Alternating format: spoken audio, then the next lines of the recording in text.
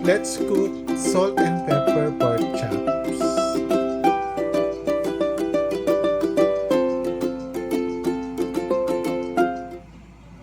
These are the ingredients: pork chops, black pepper, oyster sauce, soy sauce, and garlic powder.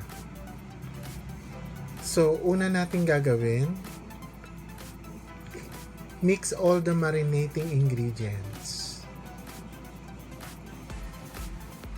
So, i-mix lang yung soy sauce, black pepper, and other ingredients. So, ito naman yung mga coating ingredients: cornstarch, flour, salt, and black pepper. So, i-mix din natin lahat ng coating ingredients.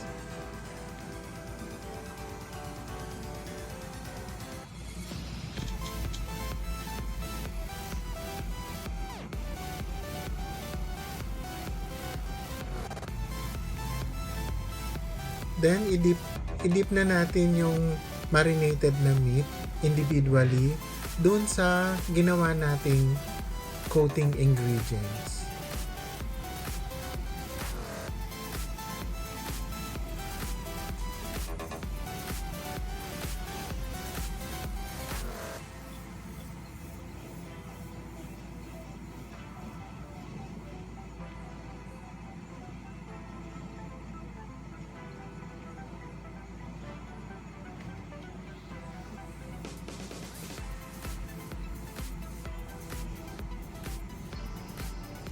Then, mag-heat tayo ng oil. Then, pag mainit na, i-fry ko lang yung pork chops until golden brown.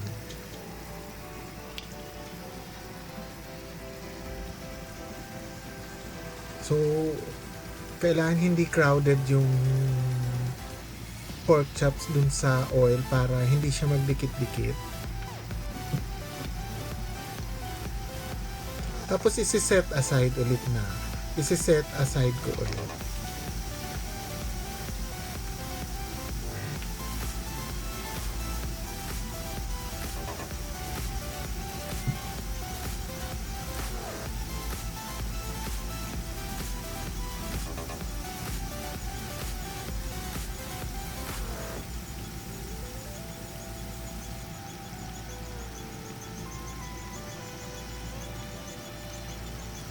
Then, baliktarin natin para the other side naman yung maging brown.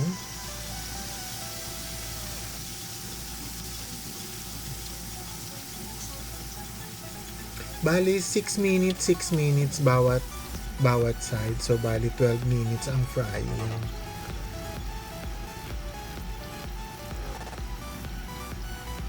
Ng bawat batch. Then, iset aside na. And bawasan ko yung mantika kasi sobrang dami. Then, ito naman yung mga saute ingredients. Yung pork chop, garlic, onion, at saka chili pepper sliced. So, let's begin saute. I-saute ko yung garlic.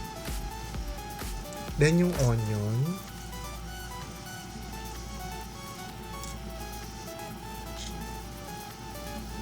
Then, yung pepper.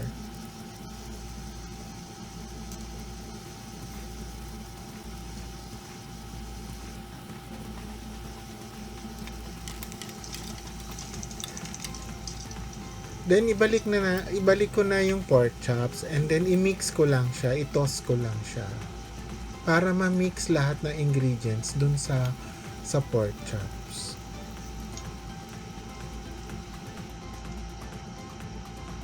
Mix lang ng mix.